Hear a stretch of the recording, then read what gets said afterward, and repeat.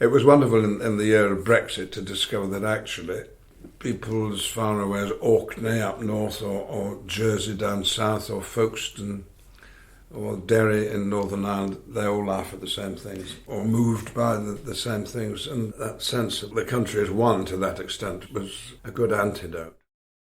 This is 7 Stages, a new podcast from The Stage, sponsored by Audible, and I'm Tim Bano. In each episode, I'm going to be asking the same 7 questions to a dreamy roster of people who have lived their lives in theatre. The answer to each question is the name of a show, and we'll use those answers to talk about their life on stage and off. We start at the beginning, what's the first show they ever saw, and end at the end, what show would they happily watch in heaven for eternity, and we go anywhere and everywhere in between. So I'm just about to head off to meet my first guest, kicking off in style with a man who may well be the country's most iconic living actor. So Ian McKellen, where to start in introducing him? He's acted in pretty much every town, every theatre, almost every play that's ever been written.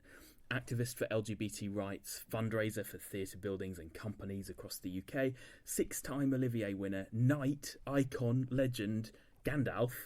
To celebrate his 80th birthday, a couple of years ago, he decided to set off on tour performing a one-man show about his life and some of his most famous roles. The idea was to tour 80 theatres across the UK, although he did a few more, and then 80 nights in the West End. And all the money from the tickets went to the theatres he performed in so that they could fix their roofs or expand their outreach programme or do whatever they needed to do with that extra cash. So it was not only a fantastic show, but a stunning act of generosity, and we named him number 1 in the annual Stage 100. Who better to start with than Sir Ian? So we start simply with, what was the first show you remember seeing? Well, it's a long time ago, and I certainly remember seeing Peter Pan at the Palace Theatre in Manchester. We lived about 10 miles away in Wigan, a little mining town, and I'd be 3 or 4, and I can remember the excitement of going and the excitement of getting ready for it, and me asking my mother, would it be a real crocodile? Because she told me the story, and she said, well, we'd have to wait and see. And I was, of course, very interested in the flying. Unfortunately, I could see the wires, and that was a great disappointment. But we left early, but to get the train back to Wigan. Yeah. As we left, I can see now, I just turned as we were going through the side door in the circle where we'd been sitting, and I looked back and the stage, the back cloth was all little stars, and it was just such a magical view. I was unhappy that we were leaving, but I sort of said to myself, I'm going to come back, I want more of this. So I think that must have been certainly the show that had the biggest impact on me. But, I may have been to other things, there'll be amateur things. Yeah. Like church. In those days, every organisation seemed to have its own little drama group. Schools, of course, some factories, and certainly our church did plays in the church hall. And I may have seen some of those things, but it's doubtful at 3 that I would have seen. So let's say Peter Pan. But pantomime became a regular treat at Christmas time. Yeah, yeah. And when we moved to Bolton, quite close to Wigan and Manchester, there were 3 theatres there, and one of them put on an annual pantomime that ran for about 8 weeks. Yeah. Sometimes some vaguely famous people I'd heard on the radio. The other theatre, the Grand, used to have pantomimes on for a week at a time. They were touring pantomimes. So I could see at Christmas, without moving from home, my hometown, I could see 6 or 7 pantomimes. So I got used to the format and loved it. And I think what I liked about it was that it was an entertainment you could see with your parents. Yeah. And then you were doing that in the company of other families. And it was that sense that I enjoyed as much as anything that was going on stage. Yeah. And pantomimes is a wonderful introduction to the theatre because there's everything possible theatrical fits in, doesn't it? And, rather complicated things like cross-dressing and and verse and audience participation and direct address to the audience.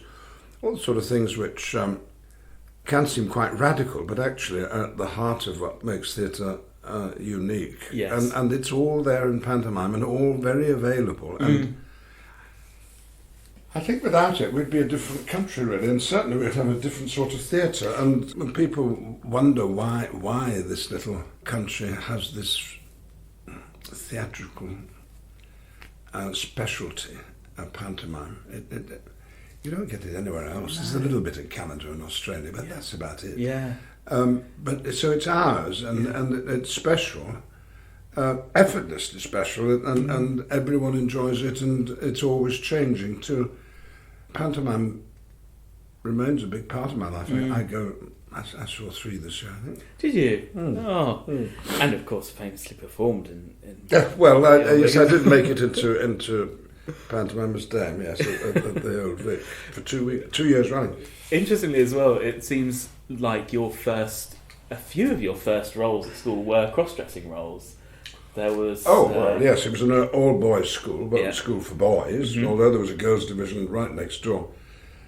We weren't allowed to look at each other, let alone act together, which has changed now. But so yes, inevitably one played women's parts. There was a quote from your website which said, this is 1953 when you in Friar Bacon and Friar Bungay. Yes. I did not much take to being on travesty for the first of very few times with rolled up socks as boobs. Yes, that was awkward. So the next question is, what was the first show you worked on?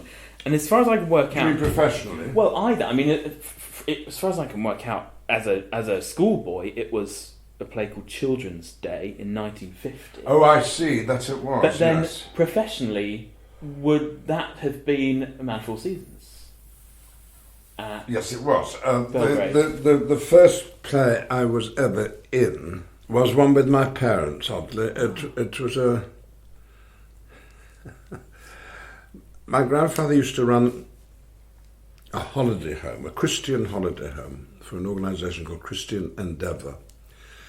And there were a number of large houses up and down the country, about 12 of them, where you could safely go as a teetotal Christian family, because in these homes there was certainly no alcohol.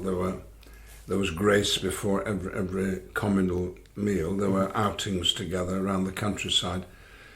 They put on a show on a Thursday that I used to look forward to. Everyone had to get involved, and you were in teams, and you did little sketches and sang songs, which I got involved with. And there was a reunion each year in Wigan for people who'd been to these homes, and just exchanging little photographs and memories. And at that event, I would be not much older than when I went to see Peter Pan. I was in a little play, a little improving play about a group of Quakers, I think they were, in somewhere in America, who were having their meeting, which was interrupted by some savage locals, what we used to call Red Indians. And they came in to decapitate us, but were soon calmed by the presence of God, where 2 or 3 are gathered together in my name, there am I in the midst. And I played the child of my parents. It was a non-speaking part, and I had to wear a little Puritan's collar made out of an old Kellogg's cornflakes packet. So that was the very first time, and sets a pattern really for a lot of work with amateur companies, and amateur acting has been a big part of my childhood and other people's adult life. So I became patron of the Little Theatre Guild, which has 100 theatres in the United Kingdom, and was in touch with the sort of people I might have been part of had I not become a professional, although I've never really seen much of a difference between wanting to act unpaid and act for a living. It's all the same sort of thing. Anyway, so there we go. Well, interestingly... And then the first play, professionally, was at the Belgrade Theatre Commentary. I joined the regular company of actors that stayed together for a year, and we did a revival of Robert Bolt's play.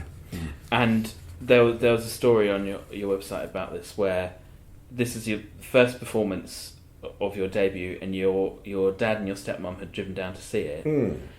And after your first entrance, you'd nip back to the dressing room to borrow a ring which Douglas Livingstone had borrowed from you to wear in one of his scenes. Douglas Livingstone was playing the King, Henry VIII, and he didn't have any rings which he thought he should wear.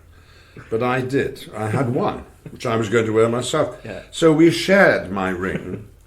And when I came off after my second performance, I was aware that Douglas had got the ring, and it was now my turn to wear it. Things that were bothering about. Anyway, I couldn't find it, and while I was looking for it, I heard over the tannoy, Mr. McKellen, you're off, and I didn't really know what that meant, off the stage, but as I raced down the steps to get to the stage, the actors were just coming off, having done my scene without me. Professionals, you see, they just coped with getting on with a problem. So on my very first performance ever, I was off. And Sheila Keith, the leading lady, took me to one side in the bar afterwards over a bottle of export ale and said, well, professional actors are only off once in their career, Ian. Aren't you lucky to have got it over with so early? Wasn't that a nice thing for her to say? Yeah. And if only it had been true. Well, it was maybe an inauspicious start to your professional career, but it seemed to get better from there. Anyway. So the third question is an escalation in scale and a difficult one. What's your favourite show that you worked on? No, I couldn't really select. Must be. I've not counted up, but it's something. I think I've been in about 300 plays. Yeah. Over the years, and only 2 of those jobs do I regret. One on stage and one on television. I won't say what they were. They just weren't happy occasions. But otherwise, whilst I've been doing it, I think my favourite job has been the one that I was then doing, because it was so absorbing. And I don't suppose there's a single play I've ever done that didn't teach me something about acting. Yeah. And wasn't enjoyable for some reason or other, whether the company was particularly delightful, or the part was, or the reaction of the public, or the director, or something. But my favourite, I feel if I were to say, oh well, obviously Macbeth at the Royal Shakespeare Company with Judi Dench, directed by Trevor Nunn, and an amazing cast, but then I feel I would be betraying somehow other productions which at the time I enjoyed just as much. Yeah, of course. So I can't really answer that one. No, it's an impossible question. Have you got a favourite? A favourite show that I've seen. I mean, there are ones that I say when people ask. I mean, one that really stood out was a play called Mr. Burns. Did you see this? No. It was at the Almeida. Oh yeah. And it was by an American playwright, Anne Washburn, and it was a play essentially based around The Simpsons on TV, oh, yes. But set in kind of post-apocalyptic society where a nuclear event had wiped out a large part of the population, and they had to rebuild society, and part of that was rebuilding culture. And so so it was as if the apocalypse happened now. It's kind of what culture would be remembered by the people who exist now. So instead of having acting Shakespeare troops, they had Simpsons troops, and they had Frasier troops and Friends troops, and they had a barter in remembering lines from The Simpsons and stuff. They would barter them, and they recreate these live Simpsons episodes. It was extraordinary, just the act of imagination. So that was one that really stuck out. But it is impossible when you've performed in so many things, and when I've seen, I've not seen nearly as much as you have, but you do just. It's impossible to pick something out. It is really. Well, in that sense, I mean, just to mention a few kind of. But I remember the critic of the Sunday Times of my youth, Harold Hobson, would often say, "This is the finest piece of acting I've ever seen," or "This is the most wonderful play there's ever been written." And that's what he felt like when he came out of the theatre. I think that's why he was a popular critic, because many of us come out and say, "That was sometimes the worst thing of it all, the best. Exactly. And that's what it feels like at the time, and that's what Yeah. keeps us going back to the hope that it's going to be the best. But if it is the worst, probably not all the way through. And I can't really remember an evening in the theatre when I felt I'd been wasting my time, and many, many times, of course, I've been buoyed up by the experience. As a critic, you're always chasing that high as well of that was the Yes. best night of Yes. my theatre-going life. Well, I mean, just to mention some iconic ones, looking through your performances, there were so many, but Bent was a Bent, major production. Yes. Martin Sherman's play, kind of horrific and extraordinary in equal measure, and some amazing reviews for that as well. And Amadeus, he played it on Broadway for a year, I think. Yes. Sally Well, I mean, those were both. These just mentioning some. I know, and done adjacently next door to each other. But it's so different, the experiences, that I wouldn't really be able to pick one from each other. No. Bent was an extraordinary time. It was very popular with audiences who I think didn't know, few people did, about the ill treatment of gay people in the labour camps in the Third Reich and through the 1930s in Germany. And although there have been some memoirs, most of the people who'd been ill-treated couldn't, had they survived the war, then talk about it, because if they identified themselves as gay, they would be put back in prison. So it was a secret which this play revealed. And the effect on the audience was pretty overwhelming, and a very cunningly, beautifully written play, which we did at the Royal Court. But we hired the Royal Court, or Eddie Kulakundis, our producer, did. Right. I don't think the court itself was particularly keen on it, but has ever since claimed credit for it, although we just hired their theatre and then moved it to the West End, where it didn't have very good reviews and never has had that play, but it's been success wherever it's been done with audiences. I remember Michael Redgrave coming round to see it and wanting to stay, talking into the night in the dressing room, and Alec Guinness, the same, two great actors at the time. So that was an astonishing sense that we were doing a play that had an importance beyond just itself. Yes. And it came off early because our producer in the West End was told by other members of Society of West End Theatre that it wasn't an appropriate play to have on in the West End during the summer holidays, when children might inadvertently buy a ticket. Well, hasn't the world changed? And so I think probably of all the plays I've done, that's the one which has had the biggest resonance. And for that time I felt, I was doing something more than just acting. I was being involved in the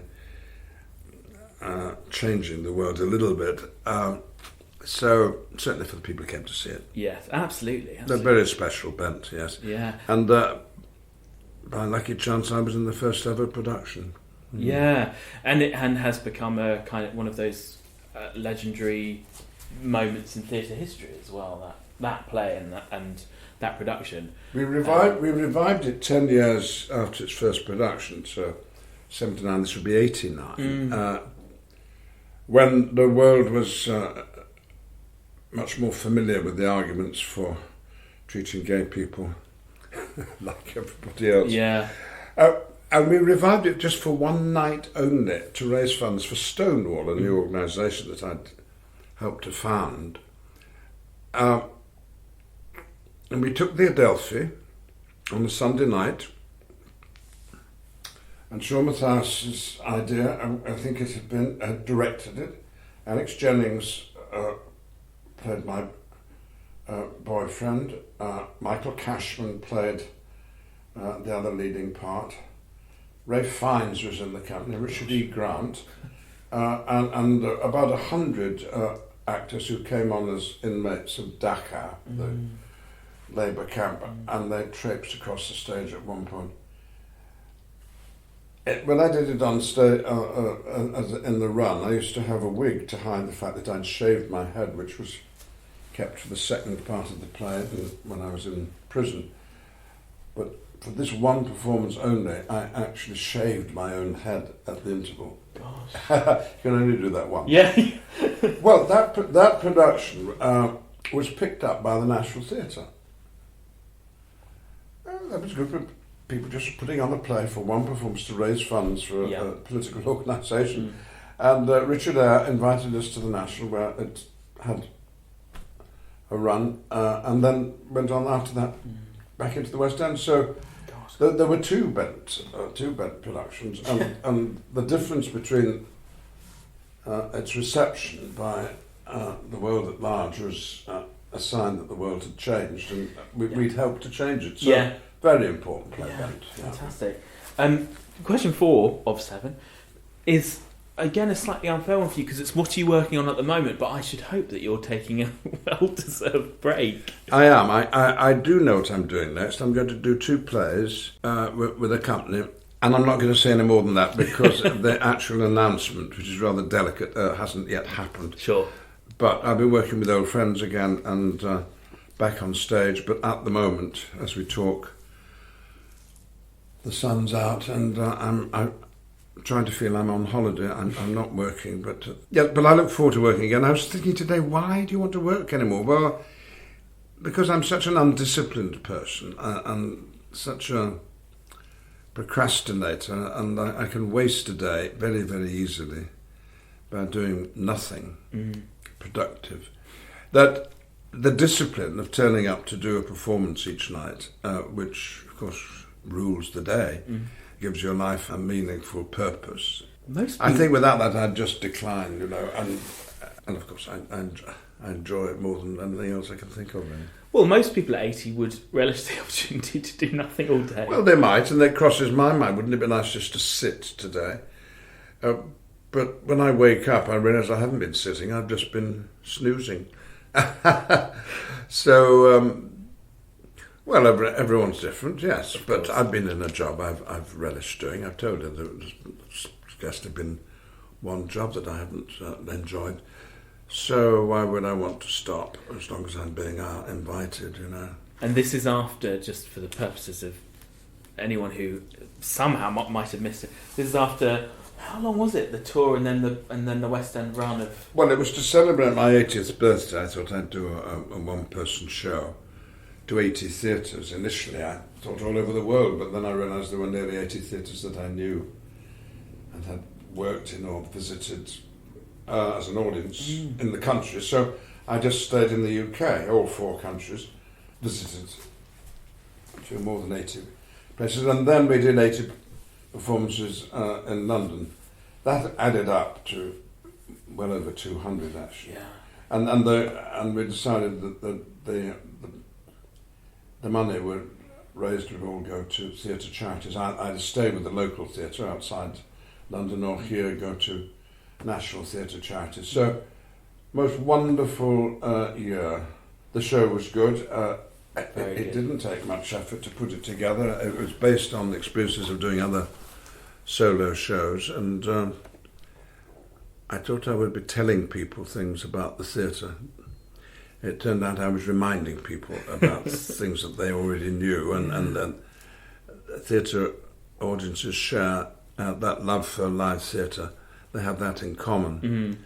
And so you can be sitting next to somebody who's of a different age or a different ethnicity and votes differently in the election, but when you're in the theatre you become one and go out feeling better about the world. And that was rather what the show was celebrating, and it was wonderful in the year of Brexit to discover that actually people as far away as Orkney up north or Jersey down south or Folkestone or Derry in Northern Ireland, they all laugh at the same things, or moved by the same things, and that sense that the country is one to that extent was a good antidote. And I think actually if a government or all of us were thinking how we could best encourage that sense of nationhood, which I suppose is what Brexit's been all about, we need look no further than the theatre or live performance, and all the theatres up and down the country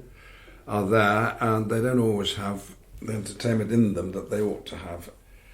So it was very, very heartening to know theatre is live and well as long as there is theatre.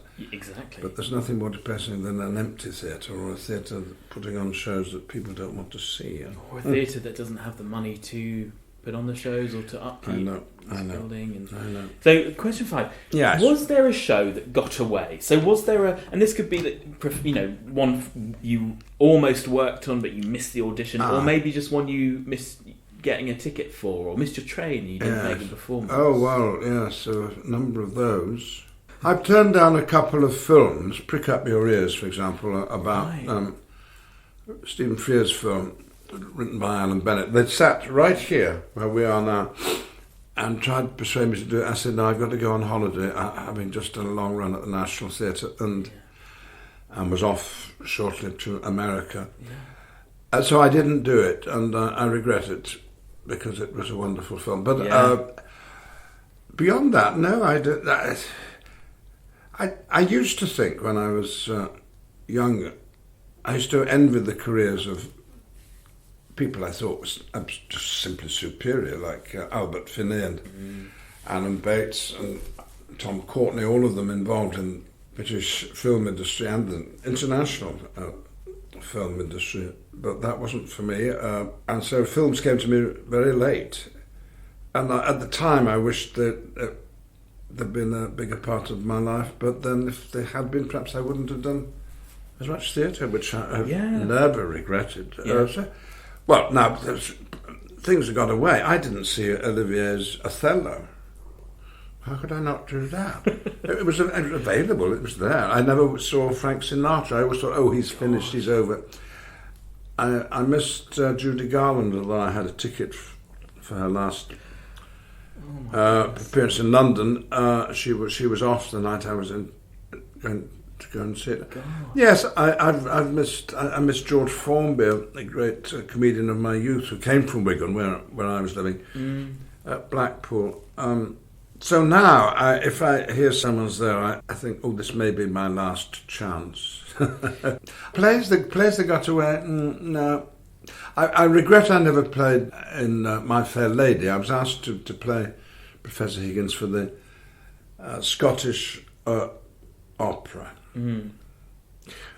But I was going to be surrounded by people who really could sing, and I thought... Yeah, but Professor Higgins doesn't need to sing. Well, I think perhaps in that context he would need to, but there was only 2 weeks rehearsal. Oh, God. And I'm thinking more recently I was asked to be involved in a pantomime I would really like to have done. Yeah. Because of the theatre, but it was but I said no because I didn't really have the time to prepare it properly. But on the whole, no regrets really. There was that Judi Garland biopic. Did you see it? This yes, year? I did. Yes. So you must have been in the audience of one of those performances. Well, I couldn't. I didn't. No, I had a ticket, but I didn't get in. Oh, okay. I rang up and she wasn't playing that so you didn't go? She was... So, I never saw her. Okay, question 6, we're almost there. So, if you have an empty space and an unlimited budget, what would you stage now? Oh, well... It wouldn't be one particular play, although if it had to be, I'd like it to be a new one. But if I had unlimited funds, I'd... give them to a theatre and start a company of actors who would stay together for a year and do, as we used to do in what was called the repertory system. Well, it wasn't strictly repertory. The players on the whole weren't all played together. You just did 2 weeks of a play, then another 2 weeks of another one. But I've never met anyone who did rep who regrets it. Yeah. Not only did they learn a great deal, but they also made friends for life and were thrown into the thick of what it is to get a play on. And it's a wonderful preparation for a career, if that's what you're looking to have. Yeah. And I feel sorry for actors now starting out who don't have that possibility. So if I had unlimited funds, it would be to... start a repertory company. And pay them enough money to have decent digs. Yes. I'm sure you've had your fair share of less than decent digs. Yes. It's usually fun because there's usually a friend there with you. Yeah. And then the final question then. Oh. What's the one show that you've seen that you'd happily watch on a loop for the rest of time? Well, I find myself late at night, when I turn the computer off, thinking, I'll just go into YouTube and have a look at Norman Evans. Norman Evans was a stand-up comic who did drag over the garden wall. He played an old dame who was chatting to a neighbour, took his teeth out. I would like to feel that Ken Dodd was still around and available to just go and see him for his 3-4 hour shows. I was lucky enough to see him not long before he died at the Arts Theatre in Cambridge. We were all there till midnight, and he must have been in his 80s. That's why I like living in London, or I have enjoyed living in New York. There's so much theatre going on that you could go and see something different every night. But if there were to be one show always there, if it weren't Phantom and Les Mis, it would be perhaps a music hall, the Palladium, doing regular performances by great stars who could go and see. I think that would be the sort of thing I would. Proper variety. Yes, variety, but that is available on YouTube, and my only regret is that unfortunately the first famous performers, really talented performers I knew weren't. I just heard them on the radio because it was for television, and there isn't much of it available. I find it reassuring that you also. That's my habit before bedtime as well. It's just watch another video on YouTube. Yes, those sort of things. Jackie Gleason, who is not really known in this country because his TV shows weren't shown here, but there they all are. I think it's those sort of thing. That sort of thing in the theatre would be wonderful. Yeah. Oh, fantastic! Thank you so much. So Ian McKellen, extraordinary man, and makes a nice cup of tea. As I mentioned, Seven Stages is sponsored by Audible, who, as well as their audiobooks, have a brilliant range of audio theatre productions. One I really enjoyed is a play called Radio by award-winning writer Al Smith. It's directed by Josh Roach, who won the JMK Award in 2017, and stars Olivier-nominated Adam Gillen. So here's a bit of blurb about the play. Charlie Fairbanks was born in the dead centre of the United States at the dead centre of the 20th century. Americans are going to the moon, and Charlie's sure he'll be the first one there. But as he shines his spotlight on the moon, so too does it illuminate the darker side to his nation's history. Radio is a story about memory, love, and spaceships. You can get a 30-day trial at audible.co.uk/radio, and then it's $7.99 a month. I'll be back in a fortnight with my next guest, the country's best lighting designer, Paulie Constable. As ever, there's reviews, news, interviews, and loads more at thestage.co.uk. Until then, thanks for listening.